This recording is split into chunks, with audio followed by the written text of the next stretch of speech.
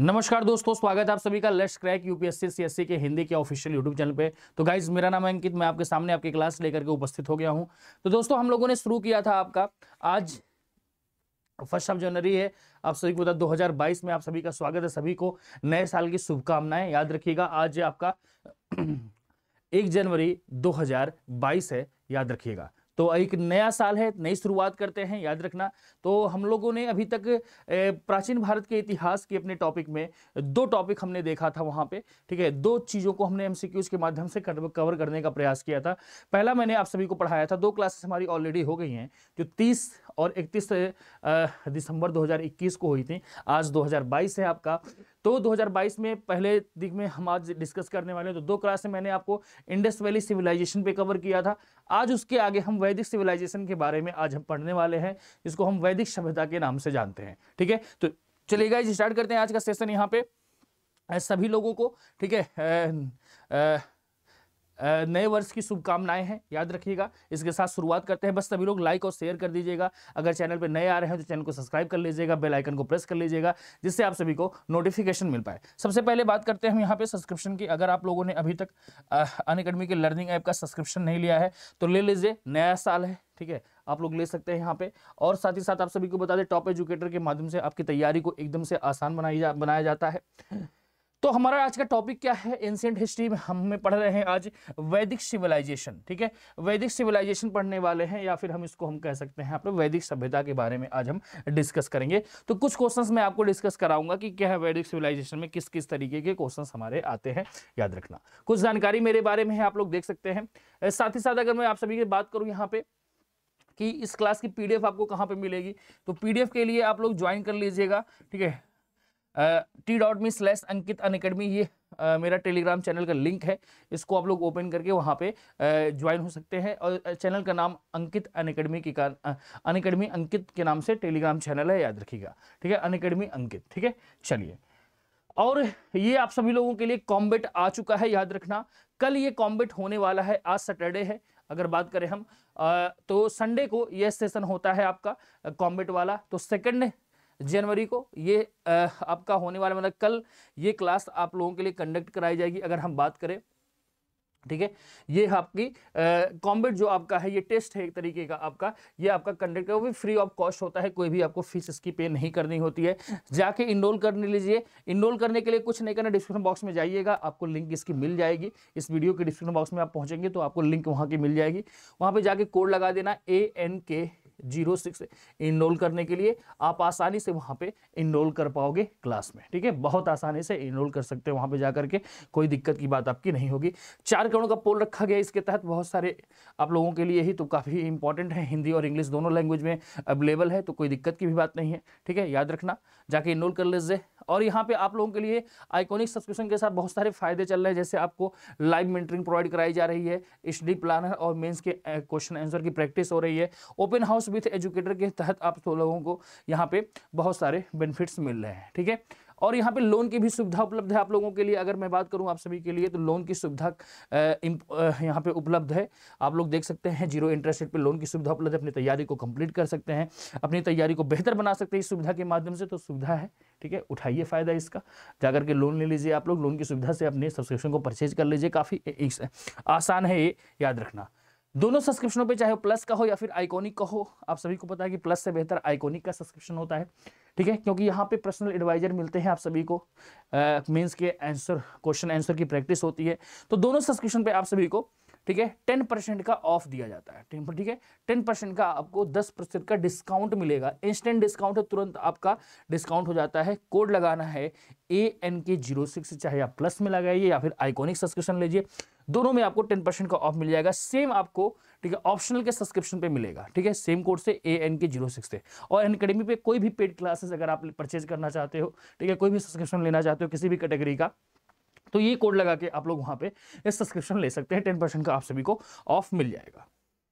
Ancient history topic का हमारा है, एंशिएंट हिस्ट्री। हम यहाँ पे पहले क्वेश्चन की तरफ बढ़ेंगे। यहाँ पे आज का पहला क्वेश्चन, तो सबसे पहला क्वेश्चन हमारा क्या कह रहा है, ध्यान से देखिएगा। सबसे पहला हमारा क्वेश्चन है, आपके सामने स्क्रीन पे है, आप लोग यहाँ पे सभी लोग जवाब देंगे। इससे पहले एक बार जोरदार तरीके से सभी लोग शेयर और चैनल को सब्सक्राइब कर लीजिए, शेयर कर दीजिएगा और लाइक कर दीजिए वीडियो को, अगर अभी तक लाइक नहीं किया है तो लाइक भी कर दीजिए और चैनल को सब्सक्राइब भी कर लीजिए, ठीक है। तो चलिए स्टार्ट करते हैं आज का सेशन। तो आज का हमारा पहला क्वेश्चन है, कह रहा है कि भारतीय उपमहाद्वीप में लौह का सर्वप्रथम साहित्यिक संदर्भ किसमें मिलता है, ठीक है। साहित्यिक संदर्भ की बात हो रही है, लौह का, ठीक है, लौह का साहित्यिक संदर्भ किसमें मिलता है, ठीक है। यजुर्वेद ऑप्शन दिया है, ऋग्वेद दिया है, विनय पिटक दिया है या सामवेद दिया है। ध्यान से जवाब देंगे, काफी आसान है, ठीक है। चलो बताओ फटाफट यहां पे बताइएगा, ध्यान से, आपके ऑप्शन आपके सामने हैं, ध्यान से बताइए, ये काफी इंपॉर्टेंट है, ठीक है। चलिए बहुत आसान है, आपके सामने आपके यहाँ पे मिला है तो कोई दिक्कत की बात नहीं होनी चाहिए, बहुत आसान है। तो अगर मैं सबसे पहले बात करूं आप सभी को कि लौह का साहित्यिक संदर्भ में मिलता है, अगर लोहे का, ठीक है, तो यह कहाँ मिलता है साहित्यिक संदर्भ में, यह आपका यजुर्वेद में देखने को मिलेगा। कहाँ पे बेटा, यजुर्वेद में अगर हम बात करें, ठीक है, ठीक है। चलिए तो यहां पे अगर हम बात करें तो लोहे के लिए अगर हम बात करें तो यजुर्वेद में दो शब्दों का प्रयोग किया गया है। एक को कहा गया श्याम, श्याम अयस्क, ठीक है, या फिर इसके लिए कहें यहां पे कृष्ण अयस्क की भी बात आती है, कृष्ण अयस्क। तो दो शब्दों का प्रयोग किया गया है, एक है आपका, ठीक है, श्याम अयस्क, इसका मतलब लोहा था आपका, याद रखिएगा, या फिर कृष्ण अयस्क कहते हैं, यह भी लोहे के लिए ही प्रयोग किया गया है। और कहां पे है इसका प्रयोग, ऋग्वेद में है, याद रखना। Option number A is the right answer of this question हो जाएगा, ध्यान से देखिएगा। चलिए अगले क्वेश्चन की तरफ बढ़ते हैं। अगला क्वेश्चन कह रहा है कि ऋग्वेद के 10वें मंडल में निम्नलिखित में से कौन सा स्रोत विवाह समारोह पर प्रकाश डाल रहा है। विवाह समारोह, दान स्तुति, सूर्य सूक्त, उण सूत्र, यहाँ पे उण, ठीक है, या फिर पुरुष सूक्त। चलो बताओ, बहुत आसान है, ठीक है। चलिए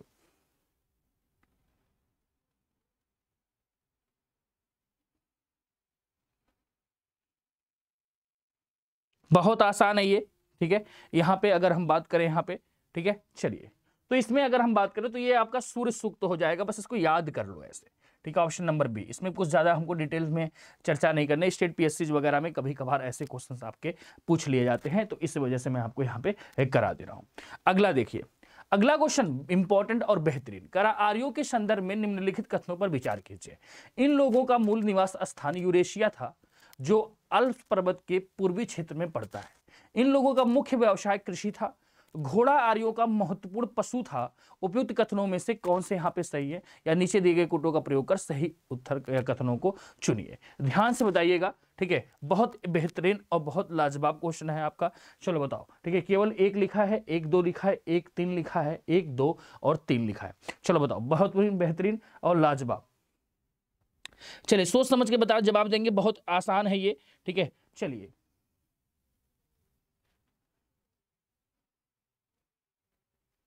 बहुत आसान है, बहुत ज्यादा।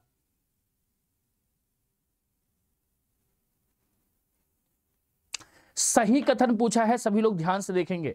सही कथन की चर्चा कर रहा है यहाँ पे भैया कि सही कथन इसमें से क्या है। तो चलो डिस्कस करते हैं। सबसे पहला ऑप्शन आपका कह रहा है कि इन लोगों का मूल निवास स्थान यूरेशिया था, जो आल्प पर्वत के पूर्वी क्षेत्र में पड़ता है। एकदम सही, ठीक है। अगर यूरेशिया की अगर हम बात करें तो मूल स्थान जो आपका है वो वहां पे यूरेशिया कहा जाता है, कि आर्यों का जो मूल स्थान रहा होगा, ठीक है। अगर हम बात करें तो यूरेशिया की बात यहां पे होती है, ठीक है,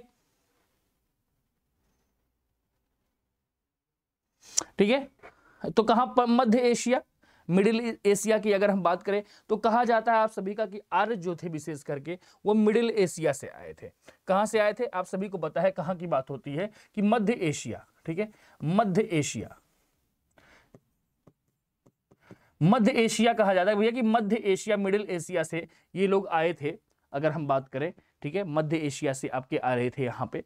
तो जो आपका इनका मूल स्थान जो है यूरेशिया में पड़ता है, जो आल्प्स पर्वत के पूर्वी क्षेत्र में आपका अवस्थित है ये भाग। तो पहला ऑप्शन आपका यहाँ पे सही हुआ, पहला ऑप्शन सही हो गया। दूसरा ऑप्शन कह रहा है इन लोगों का मुख्य व्यवसाय कृषि था, ये ऑप्शन आपका गलत है। मुख्य व्यवसाय इनका कृषि नहीं था, ठीक है, पशुपालन, ठीक है, पशुपालन। अगर इनका मुख्य व्यवसाय की हम बात करें तो इनका मुख्य व्यवसाय जो था आपका वह पशुपालन था, ठीक है, पशुपालन बेटा इनका मुख्य व्यवसाय होता था, ना कि कृषि होता था, ठीक है, याद रखिएगा, ठीक है। अरे पशुपालन कह लो आप या पशुचरण कह लो, पशुचरण कहीं कहीं पे पशुचरण की बात वही है, तो मुख्य व्यवसाय जो आपका है वो था इनका, ठीक है। और जो कृषि था वो इसके बाद था, मतलब गौण था कृषि की अगर हम बात करें तो इसके बाद कृषि कार्य वो करते थे। तो ये ऑप्शन गलत हो गया। तीसरा ऑप्शन कह रहा है घोड़ा आर्यों का महत्वपूर्ण पशु था, एकदम सही, ठीक है। घोड़े से अभी तक इंडस वैली सिविलाइजेशन के लोग हमने देखा था कि इंडस वैली सिविलाइजेशन के लोग अभी घोड़े से परिचित नहीं थे, लेकिन इनका जो मुख्य आर्यों का जो मुख्य पशु था, ठीक है, महत्वपूर्ण पशु था, इंपॉर्टेंट जो था वह कौन था, घोड़ा था। तो तीसरा ऑप्शन सही है। तो अगर मैं यहाँ पे बताऊं आप सभी को तो क्या हो जाएगा भैया, यहाँ पे तो दूसरा गलत हो जाएगा, तो ये भी गलत ऑप्शन हो गया, ये भी गलत हो गया और ये भी गलत हो गया। Option number C is the right answer of this question. कितना आसान था ये, काफी आसान क्वेश्चन है, ध्यान से देखिएगा। अगला बढ़ते हैं। अगला क्वेश्चन कह रहा है कि यहां पे कि ऋग्वेद के संदर्भ में निम्नलिखित कथनों में से कौन से सही है। यह सबसे पहला वेद है, इसमें पहला और 10वां मंडल सबसे बाद में जोड़ा गया, ठीक है। ऋग्वेद की अनेक बातें ईरानी ग्रंथ अवेस्ता से मिलती हैं, ठीक है। नीचे दिए गए कोड का प्रयोग कर सही कथनों को चुनिए। यहाँ पे अगर सही उत्तर दीजिए, या यहाँ पे देखिए नीचे दिए कथन जो यहाँ पे भी लिखा है आपका, विशेष करके ये वाला पॉइंट आपका देखना है यहाँ पे। चलो ध्यान से बताओ, काफी आसान और इंपॉर्टेंट है, ध्यान से सभी लोग जवाब देते रहिएगा और सभी लोग लाइक और शेयर करते रहिएगा बेटा, याद रखिएगा। आज यहाँ पे हम नए साल के पहले दिन हम ये क्लास आपको कंडक्ट कर रहे हैं, तो आप लोग यहाँ पे फटाफट शेयर वगैरह करते रहेंगे, याद रखना। चलिए तो ध्यान से देखिएगा, काफी इंपॉर्टेंट सा क्वेश्चन है ये, ठीक है। चलिए तो 3 ऑप्शन है यहाँ पे, ध्यान से देखिएगा।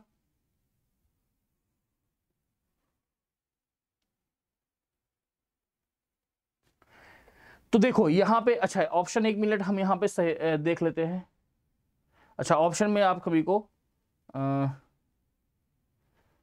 उपरोक्त में से कोई नहीं लिखा है, ऑप्शन थोड़ा सा हमारा यहाँ पे गड़बड़ हो गया। ऑप्शन में यहाँ पे एक बार करेक्शन कर देता हूँ यहाँ पे, ठीक है। यहाँ पे केवल 2 की जगह पे यहाँ पे 1, 2 और 3 कर देता हूँ, ठीक है। अब यहाँ पे जवाब दीजिएगा आप लोग, ठीक है, 1, 2 और 3। तो यहाँ पे राइट आंसर ये है आपका, ये अगर देखा जाए तो सबसे पहला वेद है। आप सभी को पता है कि यहाँ पे जो पहला और 10वां मंडल है ऋग्वेद का, वो सबसे बाद में जोड़ा गया था, पहला और 10वां, ठीक है। पहला और 10वां मंडल जो आपका है वो सबसे बाद में जोड़ा गया था। तीसरा भी सही है, ऋग्वेद की अनेक बातें ईरानी ग्रंथ अवेस्ता से मिलती हैं। एक ईरानी ग्रंथ है उनका अवेस्ता, वहां से मैक्सिमम आपका अगर देखा जाए तो सिमिलरिटी बहुत ज्यादा है दोनों में, ऋग्वेद में और अवेस्ता में, ठीक है। तो ऑप्शन नंबर यहाँ पे ए ही होगा, 1 और 2, 1, 2, 3, ठीक है। अब तो समझ ही गए होंगे सभी लोग यहाँ पे, तो ये आपका गलती हो गया था। चलिए अगला देखते हैं, यहाँ पे ध्यान से देखिएगा। अगला क्वेश्चन क्या कहता है कि यहाँ पे कि वैदिक संस्कृति के संदर्भ में निम्नलिखित कथनों पर विचार कीजिए। सरस्वती आर्यों की सबसे प्रमुख नदी थी, इसलिए इसे नदीतमा कहा गया, ठीक है। आर्यों का निवास स्थान सप्त सिंधु प्रदेश कहलाता था। आर्यों में शवदाह प्रथा का प्रचलन था, शवदाह प्रथा, ध्यान से देखिएगा, शवदाह प्रथा की बात हो रही कि भैया शवदाह प्रथा का प्रचलन था। उपयुक्त में से कौन से कथन यहाँ पे सही है, सही कथनों की यहाँ पे चर्चा कर रहा है भैया, सही कथन आपसे पूछा गया है कि भैया सही कथन इसमें से कौन से हैं, ध्यान से बताइए। चलिए बताइए, चलो ध्यान से, इंपॉर्टेंट क्वेश्चन है, काफी आसान है ये। चलो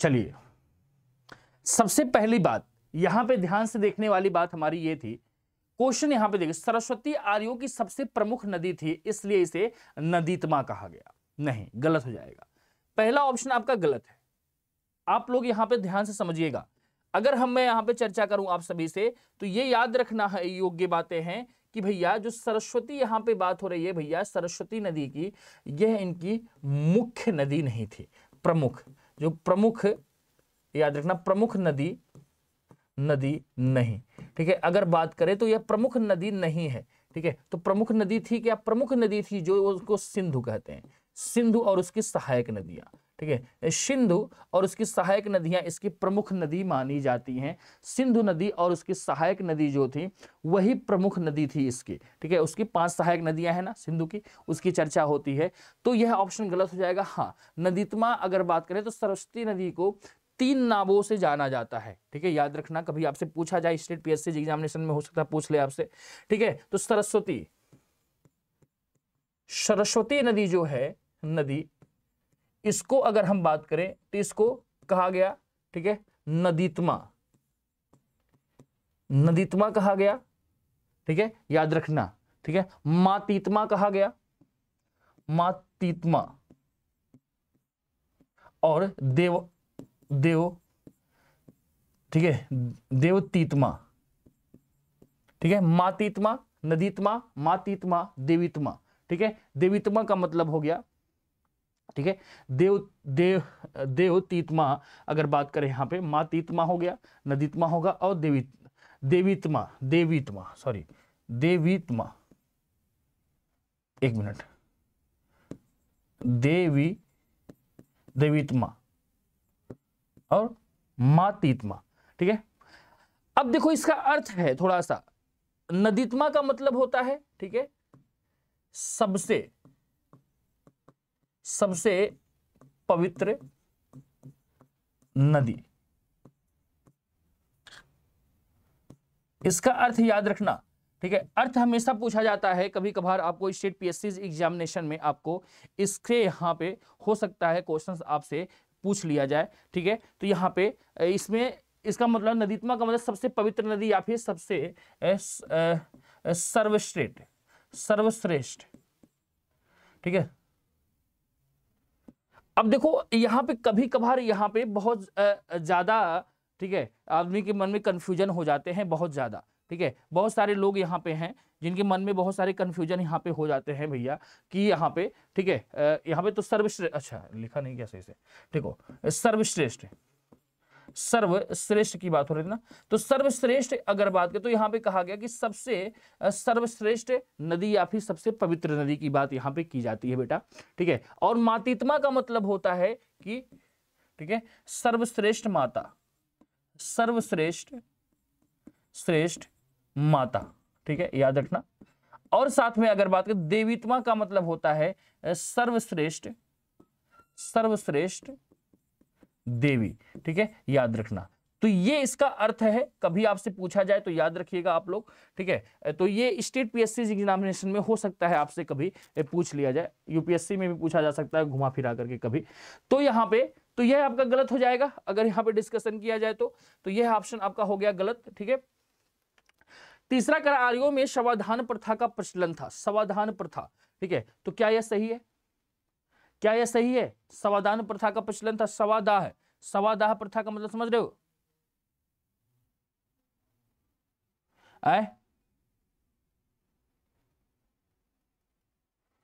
चलो कोई बात नहीं, आप लोगों को नहीं समझ में आता है तो देखो यहां पर याद रखना कि ये भी सही है, ठीक है। तो यहाँ पे पहला ऑप्शन आपका गलत हो जाएगा, दूसरा सही है और तीसरा सही है, ठीक है। शवदाह प्रथा, शवदाह का मतलब होता है कि शव को वो जलाते नहीं थे, प्रवाहित करते थे उसको पानी में, शवदाह प्रथा। क्या यह सही है शवदाह प्रथा? क्या मैंने सही बताया? शवदाह प्रथा, दाह का मतलब क्या होता है? गलत है भैया, गलत है पूरी तरीके से। आप लोग मेरी बातों पे तुरंत विश्वास कर लेते हैं, बताइए।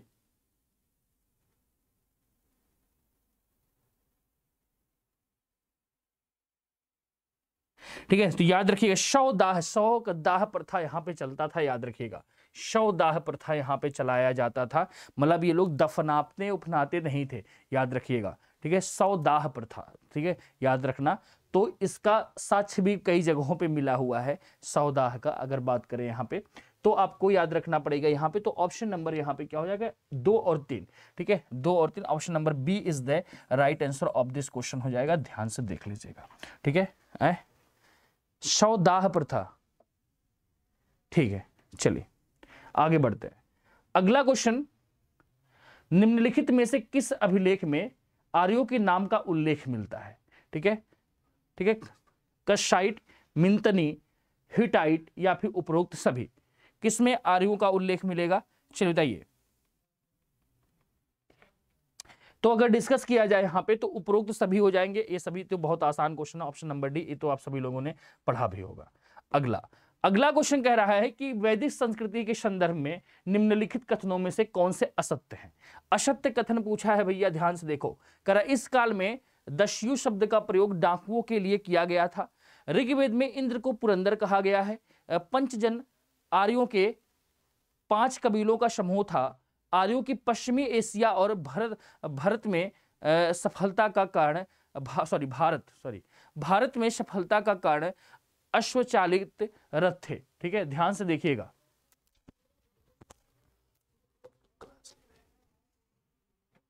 ठीक है, चलिए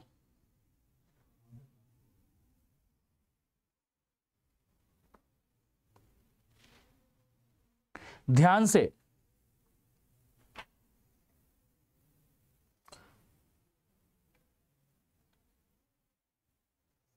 ध्यान से जवाब देंगे सभी लोग। काफी आसान है ये, बहुत आसान क्वेश्चन है, बस केवल समझने की बात है यहाँ पे, ठीक है। चलो थोड़ा सा समझिएगा तो आसानी से आप लोग कर पाओगे।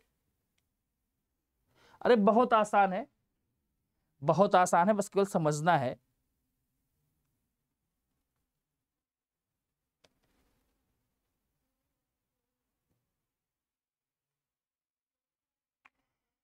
चलो देखो यहाँ पे सबसे पहला ऑप्शन कह रहा है कि इस काल में दस्यु शब्द का प्रयोग डाकुओं के लिए किया गया है, गलत हो जाएगा। पहला ऑप्शन ही गलत है आपका, ठीक है, क्योंकि दस्यु शब्द का प्रयोग जो होता था बेटा वह यहाँ के मूल निवासियों के लिए होता था। मूल निवासियों के लिए, ठीक है, याद रखिएगा, मूल निवासियों के लिए आपका, ठीक है, दस्यु शब्द का प्रयोग ये लोग करते थे, ठीक है। डाकुओं का शब्द मतलब यहाँ पे नहीं होता था इसमें। ये तीनों ऑप्शन आपके यहाँ पे सही हो जाएंगे, ठीक है। ध्यान से, आराम से। अगला क्वेश्चन कह रहा है कि वैदिक संस्कृति के संदर्भ में निम्नलिखित कथनों पर विचार कीजिए। दासराग युद्ध पुष्णी नदी के तट पर हुआ था। दसराग्य, ठीक है, दसराग्य युद्ध जो था आपका पढ़ा होगा आप सभी लोगों ने, 10 राजाओं का युद्ध जिसको कहते हैं, ठीक है, पुष्णी नदी के तट पे हुआ था। इस काल में अधिकांश लड़ाइयां का कारण गाय होती थी। आर्य लोग नगरों में रहते थे। उपरोक्त में से कौन से कथन यहाँ पे सही हैं, ठीक है, उपरोक्त में से कौन से कथन सही है। ध्यान से कथन को देखिएगा आप लोग और ध्यान से जवाब देने का प्रयास करेंगे। काफी इंपॉर्टेंट और काफी आसान क्वेश्चन है ये, अगर जवाब दे दोगे तो मजा आ जाएगा, ठीक है। ध्यान से देखिएगा, चलो बताओ। बहुत आसान है, आराम से जवाब देना है, कोई दिक्कत की बात नहीं है इसमें। बहुत आसान और बहुत सिंपल सा क्वेश्चन है, यहाँ पे याद रखना, बहुत आसान बहुत सिंपल।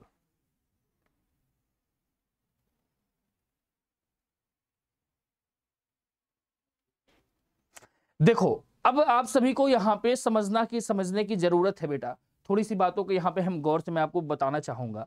पहला ऑप्शन है यहाँ पे दशराग युद्ध पुरुषनी नदी के तट पे हुआ। एकदम पुरुषनी नदी के तट पे आपका दशराग युद्ध लड़ा गया था, ठीक है। पुरुषनी नदी याद होगी आप सभी को, ठीक है। पुरुषनी नदी की अगर हम बारे में बात करें यहाँ पे, याद है किसी को? अरे भैया पुरुषनी नदी नहीं याद है? वर्तमान में इसको हम रावी नदी कहते हैं। क्या लिख दे? रावी, ठीक है। वर्तमान में इसका नाम रावी नदी है, रावी नाम है इसका, किसका? पुरुषणी का ही नाम रावी है, ठीक है। प्राचीन में हम पुरुषणी के नाम से जानते हैं, वर्तमान में इसको हम रावी नदी के नाम से जानते हैं, ठीक है। तो यह आपका सही है। दूसरा कह रहा है इस काल में अधिकांश लड़ाइयां युद्धों का कारण गाय। हाँ, गाय की वजह से ही लड़ाइयां, क्योंकि गाय को इन्होंने अघन्या कहा है, ठीक है। अघन्या का मतलब होता है जो ना मारे जाने योग्य, ठीक है, ना मारे जाने योग्य। इस वजह से लड़ाइयां ज्यादातर होती थी गायों के लिए, याद रखिएगा, ठीक है। चलिए ठीक है, चलिए।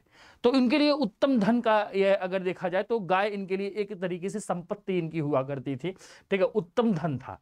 अगर बात करते हैं उत्तम धन, उत्तम धन का मतलब हो गया कि सबसे बड़ी संपत्ति, सबसे उत्तम संपत्ति इनकी थी ये, तो गाय को उत्तम धन भी कहते। और अघन्या कहा गया, अघन्या, अघन्या का मतलब होता है कि ना मारे जाने योग्य, ठीक है, याद रखिएगा, ठीक है। चलिए, तो यहां पे ये भी आपका सही हो गया। दूसरा तीसरा ऑप्शन है आर्य लोग नगरों में रहते थे, गलत हो जाए, नगर में कहा, यह एक ग्रामीण सभ्यता थी, ग्रामीण, याद रखना, ग्रामीण, ठीक है, ग्रामीण सभ्यता, ग्रामीण सभ्यता थी। इस वजह से अगर हम बात करें तो नगरों का तो कोई बात ही नहीं होता, ठीक है, नगरों का तो कोई बात ही नहीं यहाँ पे होगा, तो सिंपल सी बात है, यहाँ पे याद रखिएगा, तो नगर का कोई उल्लेख नहीं है, तो तीसरा ऑप्शन गलत हो जाएगा। तो तीसरा कहाँ है, यहाँ पे भी 3 है, यहाँ पे भी 3 है, और यहाँ पे केवल 1 है, ये तो गलत ही है। तो ऑप्शन नंबर 1 और 2, option number A is the right answer of this question. एकदम आसान, आ गया समझ में। चलिए, अगला क्वेश्चन कह रहा है कि वैदिक काल, ठीक है, ध्यान से देखिएगा, वैदिक काल में राज्य व्यवस्था के संदर्भ में निम्नलिखित कथनों में से कौन से सही हैं। इस काल में राजा का पद आनुवांशिक हो गया था।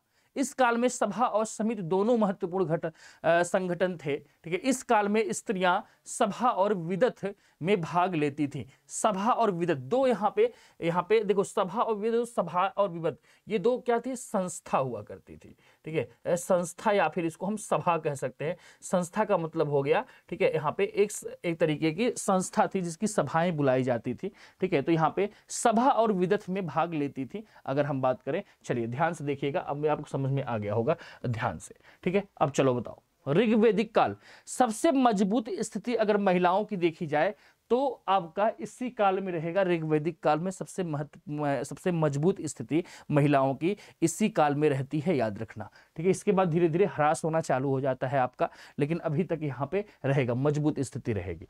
चलो बताओ, आसान है ये, बहुत आसान। चलिए, तो यहां पे अगर हम डिस्कस करें यहाँ पे, तो पहला ऑप्शन कह रहा है इस काल में राजा का पद आनुवांशिक हो गया था, एकदम सही। अब देखो, ऋग्वैदिक काल, ठीक है, ऋग्वैदिक काल में अगर बात करें तो राजा का पद धीरे धीरे आनुवांशिक हो गया था। राजा जो पहले देखो, पहले यहाँ पे शुरुआती चरण की अगर हम बात करें तो यहाँ पे अगर हम देखें तो आनुवांशिक नहीं था, लेकिन हाँ धीरे धीरे यह राजा का जो पद था वह आनुवांशिक हो गया था। लेकिन हाँ, कहीं कहीं पे हमको जनता के द्वारा चुने हुए, आनुवांशिक हो गया था लेकिन जनता चुनती थी कि कौन सा राजा बनेगा, ठीक है, उनके घराने से ही आनुवांशिक होने की वजह से भी जनता वहां पे चुना करती थी, ठीक है। तो वहां पे ऑप्शन है उत्तर वैदिक काल से पूरी समस्या यहाँ पे समाप्त हो जाएंगे, सीधा होकर राजा का लड़का राजा बनने लगेगा, ठीक है। फिर आगे आप देखोगे घटना क्या है कि इस काल में सभा और समिति दो महत्वपूर्ण संगठन थे, एकदम सही, सभा और समिति दो महत्वपूर्ण संगठन यहाँ पे देखे जाते हैं, ठीक है। इस काल में स्त्रियां सभा और विदत, ठीक है, विदत में भाग लेती थी। एकदम सही जवाब होगा, सभा और विदत में इस समय लड़कियां भाग लिया करती थी, याद रखिएगा, स्त्रियां भाग लिया करती थी। तो ऑप्शन नंबर यहाँ पे 30 है, तीसरा भी सही है। तो 1 2 3 option number D is the right answer of this question हो जाएगा। आप लोग ध्यान से आराम से सुनेंगे, समझेंगे, ठीक है। चलिए आगे बढ़ते हैं बेटा, ध्यान से देखिएगा, काफी इंपॉर्टेंट है अगला वाला भी। अगला क्वेश्चन कह रहा है कि वैदिक संस्कृति के संदर्भ में निम्नलिखित कथनों पर विचार कीजिए। इस काल में अयस शब्द का प्रयोग तांबे या कांसे के लिए होता था, ठीक है। इस काल में चित्रित धूसर मृदभांड का प्रयोग होता था। चित्रित धूसर मृदभांड की बात हो रही है, ठीक है। और यहाँ पे क्या, अयस शब्द का प्रयोग तांबे तथा कांसे के लिए होता था। बताओ कौन से कथन यहाँ पे सही है। चलिए देखिए, बताइए, बहुत बेहतरीन क्वेश्चन है, अभी मैंने आपको बताया था। चलिए, अभी हमने चर्चा किया था अयस शब्द के बारे में, शायद याद होगा सभी को। अरे अभी तो चर्चा किया था थोड़ी देर पहले, याद होगा, भूल गए क्या सभी के सभी? इतना जल्दी भूल जाओगे तो मामला गड़बड़ हो जाएगा, ठीक है। चलो बताओ,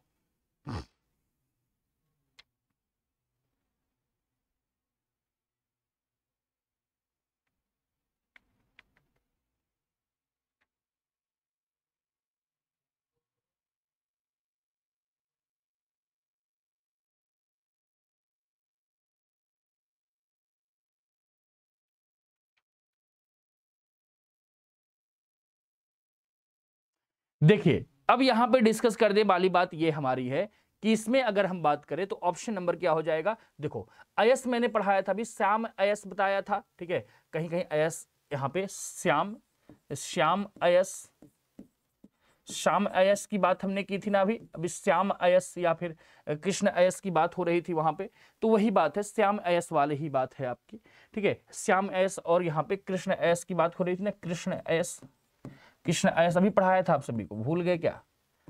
ठीक है, कृष्ण अयस, ठीक है। इन दोनों की अगर हम बात करें यहाँ पे, तो ये दोनों जो आपके हैं, ठीक है, यहाँ पे वह किसके लिए, लोहे के लिए प्रयोग हो रहे हैं, तो पहला ऑप्शन यहाँ पे गलत हो गया। दूसरा क्या, इस काल में चित्रित दूषण मृत भांड का प्रयोग होता था, क्या चित्रित दूषण मृत भांडों का प्रयोग हुआ है इस काल में? कोई मुझे बताएगा? चलिए बताइए।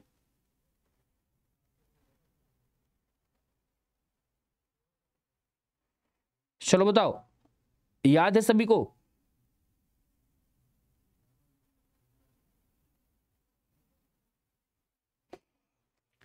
एकदम सही होगा आपका ये वाला ऑप्शन, ठीक है। तो ऑप्शन नंबर यहाँ पे केवल 2, option number A is the right answer of this question हो जाएगा, याद रखना। अगला क्वेश्चन है कि ऋग्वेद में किस देवता की स्तुति संग्रहित नहीं है, ठीक है, स्तुति, ठीक है, स्तुति की बात है कि कोई किस देवता की स्तुति संग्रहित नहीं है, वरुण, पशुपति, इंद्र या मित्र, किसकी यहाँ पे नहीं संग्रहित की गई है? चलिए, तो यहाँ पे आप सभी को पता है इसके बारे में, पशुपति, ठीक है, पशुपति विशेष करके इंडस वैली सिविलाइजेशन में फेमस थे, यहाँ पे पशुपति उतना ज्यादा फेमस नहीं होते हैं, याद रखना, ठीक है। चलिए आगे बढ़ते हैं। अगला क्वेश्चन है कि वैदिक संस्कृति के संदर्भ में निम्नलिखित कथनों में से कौन सा सही नहीं है? सही नहीं पूछा है, याद रखिएगा यहाँ पे ध्यान से कि भैया कौन सा यहाँ पे आपका सही नहीं है, ठीक है। इस काल में परिवार पितृसत्तात्मक था, इस काल में बाल विवाह प्रचलन में था, इस काल में उषा और अदिति देवियों की पूजा की जाती थी, समाज में व्यवस्था बनाए रखने के लिए गुप्तचर रखे जाते थे। चलो बताओ, बेहतरीन क्वेश्चन है यहाँ पे, ठीक है। चलिए, कौन सा कथन सही नहीं है? वैदिक संस्कृति के संदर्भ में कौन सा कथन सही नहीं पूछा है? 4 ऑप्शन है, ध्यान से देखिए। चलो, जैसे हमने यहाँ पे, आप लोग यहाँ पे जवाब देते रहेंगे, मुझे पता है सभी लोग जवाब यहाँ पे दे रहे होंगे, ठीक है। देखो यहाँ पे सबसे पहला ऑप्शन कह रहा है इस काल में परिवार पितृसत्तात्मक था, एकदम सही। जैसे इंडस वैली सिविलाइजेशन हमारी मातृ सत्तात्मक हुआ करती थी, वैसे आपका जो वैदिक संस्कृति था वो पितृसत्तात्मक थी, क्योंकि राजा वगैरह का यहाँ पे आ चुका था काम, ठीक है। तो इस काल में बाल विवाह का प्रचलन था, बिल्कुल गलत हो जाएगा, बाल विवाह का कोई भी प्रचलन इस काल में नहीं था, यही ऑप्शन आपका गलत है, option number B is the right answer of this question हो जाएगा। और तीसरा सही है, इस काल में उषा और अदिति जो दो देवियों की पूजा इस काल में हो रही थी, और इस काल में व्यवस्था बनाने के लिए गुप्तचर रखे गए थे, गुप्तचर वगैरह होते थे जो वहां पे व्यवस्था को, समाज में जो व्यवस्था है उसको मेंटेन करने का काम करते थे आपका। तो option number B is the right answer of this question हो जाएगा, ठीक है। चलिए आगे बढ़ते हैं। अगला क्वेश्चन कहता है हमारा कि वैदिक संस्कृति के संदर्भ में निम्नलिखित कथनों पर विचार कीजिए। यह संस्कृति अलौकिक थी, इस काल में उपासना की विधि स्तुति पाठ करना और यज्ञ बलि अर्पित करना था, ठीक है। नीचे दिए गए कथन का चुनिए, सही कथन या कथनों को चुनिए एक। चलो ऑप्शन आपके सामने है, ध्यान से देख लीजिए, आप लोग बताइएगा। चलिए ऑप्शन आपके सामने, काफी आसान है ये। कौन से सही है यहाँ पे, याद रखिएगा कौन से सही है, ध्यान से जवाब देंगे।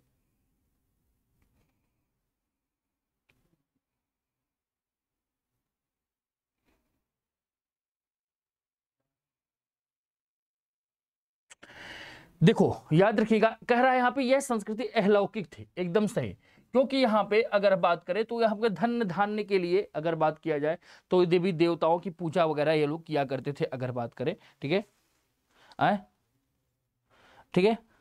यहाँ पे पशु पालने के लिए, वहाँ पे इन सब के लिए, यहाँ पे अगर देखा जाए पुत्र पुत्री इन सब के चक्कर में नहीं पड़ते थे कि उनके लिए पूजा किया जाए, ठीक है। ये विशेष करके अपने पशु के लिए पूजा पाठ किया करते थे, धन धान्य के लिए पूजा किया पाठ किया करते थे कि उनका अनाज वगैरह अच्छे से हो पाए, ठीक है। तो इसके लिए कहा है यह संस्कृति अलौकिक संस्कृति थी।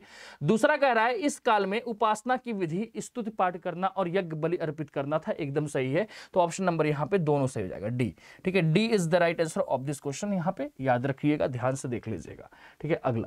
अगला क्वेश्चन कह रहा है कि वैदिक संस्कृति के संदर्भ में निम्नलिखित कथनों पर कौन सा कथन यहाँ पे सही नहीं है? सही, ठीक है, यहाँ पे कौन सा सही, ठीक है, सही नहीं है, ठीक है।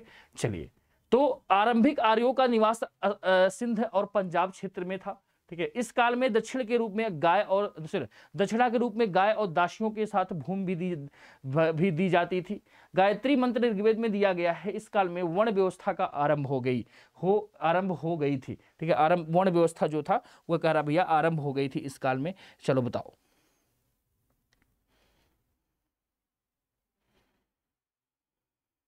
बताइए।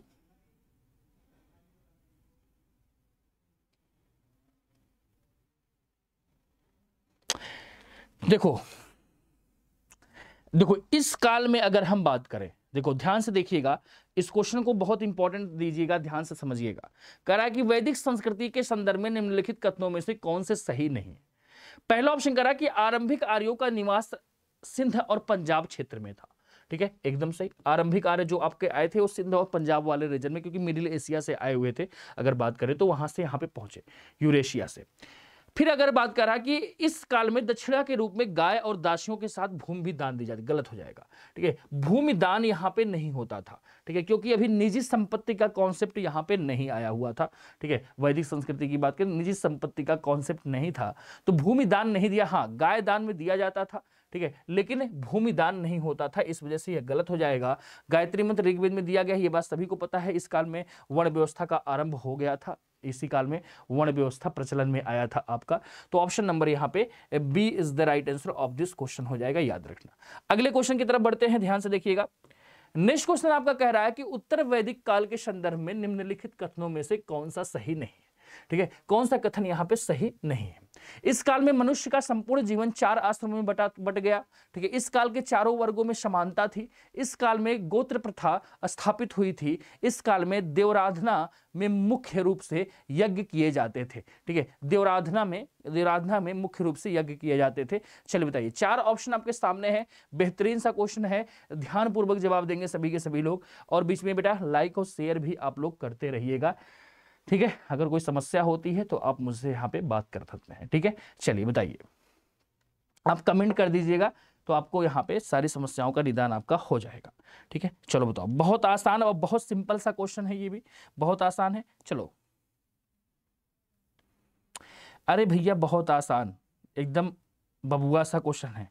ठीक है, चलिए चलो बताओ, बहुत बेहतरीन।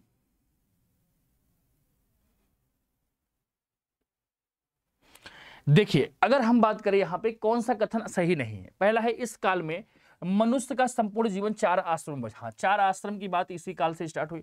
इस काल के लोग चारों वर्गों में समानता थी। नहीं भैया, चारों वर्गों में कहां समानता देखने को मिलती है। इस काल में चारों वर्गों में समानता नहीं हुआ करती थी। ठीक है, अगर हम बात करें आपका, ठीक है, तो चारों वर्गों की अगर यहाँ पे वहां पे 4 वर्ग जो इस काल के चारों वर्गों में समानता की अगर हम बात करें यहाँ पे, ठीक है, या फिर यहाँ पे चारों वर्गों की जगह आप वर्ण लिख सकते हैं। ठीक है, चारों वर्णों की बात हो रही है। ठीक है, यहाँ पे ब्राह्मण, क्षत्रिय और वैश्य और शूद्र। ठीक है, तो इसमें आपको देखने को मिलेगा इस काल में आपको थोड़ी सी असमानता देखने को मिलती है चारों वर्गों में। शूद्रों के साथ काफी ज्यादा यहाँ पे अगर देखा जाए तो कुछ ज्यादा यहाँ पे नहीं होता था। ठीक है, समानता नहीं थी। जो धनी वर्ग था वो धनी था, जो गरीब था वो गरीब था। तो इस वजह से कह सकते हैं यहाँ पे ऑप्शन नंबर ये गलत हो जाएगा। ये भी सही है, ये भी सही है। इस काल में गोत्र प्रथा स्थापित हुई थी। ठीक है, इस काल में देवराधना में मुख्य रूप से यज्ञ किए जाते थे। यज्ञ सभी को पता है, यज्ञ का अगर यज्ञ करना यहीं से चालू होता है। ऑप्शन नंबर यहाँ पे B is the right answer of this question. Next question कहता है हमारा कि उत्तर वैदिक काल में किए जाने वाले यज्ञों के संदर्भ में निम्न कथनों पर विचार कीजिए। राजा राजसु यज्ञ दिव्य शक्ति प्राप्त करने के लिए करता था। अश्वमेध यज्ञ राजा द्वारा राज्य विस्तार के लिए किया जाता था। चलो बताओ, 4 यहाँ पे बहुत बेहतरीन क्वेश्चन है ये। ठीक है, राजा राजसु यज्ञ दिव्य शक्ति प्राप्त करने के लिए करता था। ठीक है, दिव्य शक्ति, राजसु यज्ञ जो होते थे इसके बारे में आप लोगों ने चर्चा, आप लोगों ने समझा होगा, बहुत बार हमने डिस्कशन किया है यहाँ से। ठीक है, इस पॉइंट से तो बताइएगा सभी लोग। आपको मैंने इंडस पढ़ा रहा था आप सभी को वैदिक सिविलाइजेशन, यहाँ पे एंशिएंट हिस्ट्री का टॉपिक, तो वहां पे भी आपको समझाया था। तो पहला ऑप्शन आपका सही हो जाएगा यहाँ पे कि राजा राजसु यज्ञ जो दिव्य शक्ति प्राप्त करने के लिए किया करता था, और अश्वमेध यज्ञ जो है वो राजा द्वारा, ठीक है, राज्य विस्तार के लिए होता था। तो ऑप्शन नंबर 1 और 2 दोनों सही हो जाएंगे। Option number A is the right answer of this question हो जाएगा, ध्यान से देख लीजिएगा। ठीक है, अगला क्वेश्चन यहाँ पे अगला कह रहा है कि उत्तर वैदिक काल के संदर्भ में निम्नलिखित में से कौन सा कथन यहाँ पे सही नहीं है। ठीक है, कौन सा कथन यहाँ पे सही नहीं है। ठीक है, इस काल में श्याम अयश ताबा को कहा गया है। शतपथ ब्राह्मण में हल के संबंध में वर्णन किया गया है। महाभारत महाकाव्य में कुरुकुल के इतिहास का वर्णन है। इस काल में संग्रहित का कार्य कर एकत्र करना था। ठीक है, कर एकत्र करना था, संग्रहित का कार्य। चलिए बताइए, 4 ऑप्शन है, ध्यान से बताइएगा। चलो बताओ, बेहतरीन और लाजवाब सा क्वेश्चन, आसान भी है आप लोगों के लिए, ठीक है। चलिए,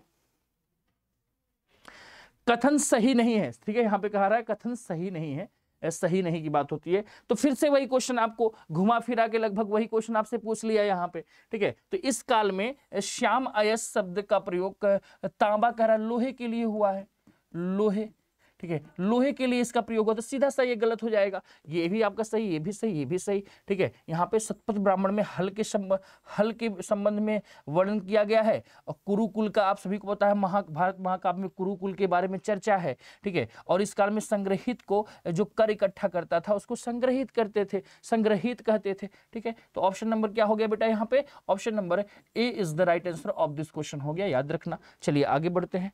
अगला क्वेश्चन है कि वैदिक कालीन समाज व्यवस्था, ठीक है, वैदिक कालीन समाज व्यवस्था के संदर्भ में निम्नलिखित कथनों पर विचार कीजिए। इस काल में नियमित कर प्रणाली थी, कृषक वर्ग ही सेना का कार्य करते थे, नीचे दिए गए कूट का प्रयोग कर सही उत्तर सही कथनों को चुनिए, ठीक है। केवल एक दो, ठीक है, दो, केवल एक, न तो एक नहीं दो, बहु, बताओ ध्यान से आराम से, काफी आसान है, चलिए बता दीजिए तो मजा आ जाए। चलो, कृषक वर्ग कह रहा है भैया, कृषक वर्ग ही सेना का कार्य करता था, यही बात कह रहा है यहां पे, ठीक है।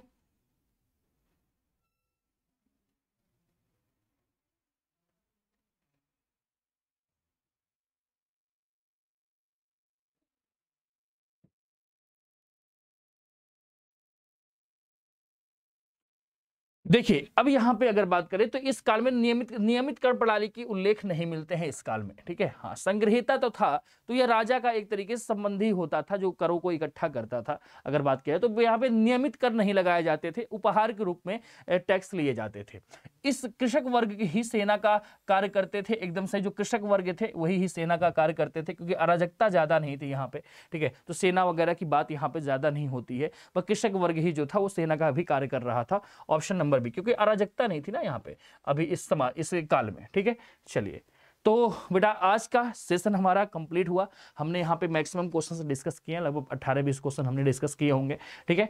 तो आप लोग बस याद रखिएगा, ठीक है, आपको कुछ सूचना है इसको भी प्रोवाइड करा देता हूं। जैसे फ्री टेस्ट सीरीज चल रही है आप लोगों के लिए, अगर मैं बात करूं आप सभी से, तो फ्री टेस्ट सीरीज चल रही है यूपीएससी के लिए, ठीक है। यहाँ पे 15 क्वेश्चंस का आपका हिंदी इंग्लिश में 7:30 PM पे शाम को मंडे टू फ्राइडे देखने को मिलता है। यहाँ पे करंट अफेयर्स का बैच है ये, और स्टैटिक क्विज आपको देखने को मिले, डेली स्टैटिक क्विज जो आपको 15 क्वेश्चन के साथ आपको देखने मिलते हैं 10 AM पे। इनरोल करने के लिए कोड लगा लीजिएगा ANK06, याद रखना। अनअकैडमी के लर्निंग प्लेटफॉर्म पे ये कंडक्ट कराया जाता है, लर्निंग ऐप पे, और साथ में अनअकैडमी की वेबसाइट पे आपको यह देखने को मिल जाएगा, ठीक है, याद रखिएगा। तो वहां पे देख लीजिए, आप लोग ज्वाइन कर सकते हैं।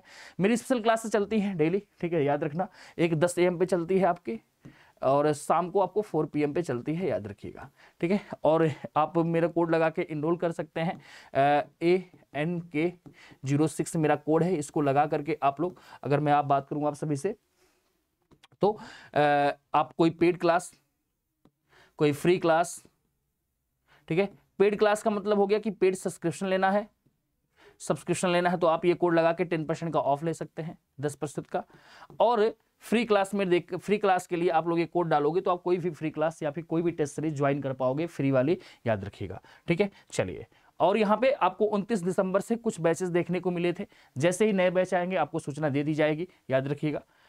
तो आज के लिए दोस्तों इतना ही, thank you so much for watching this session, ठीक है। आप सभी से विदा चाहेंगे, अब फिर मुलाकात होगी आप सभी से नेक्स्ट सेशन में, तब तक के लिए नमस्कार, जय हिंद। बस याद रखना, लाइक और शेयर जरूर कर दीजिएगा सेशन को, अगर चैनल पर नए आ रहे हो चैनल को सब्सक्राइब कर लीजिएगा, बेल आइकन को प्रेस कर लीजिए, जिससे आप सभी को नोटिफिकेशन वगैरह मिल पाए, ठीक है।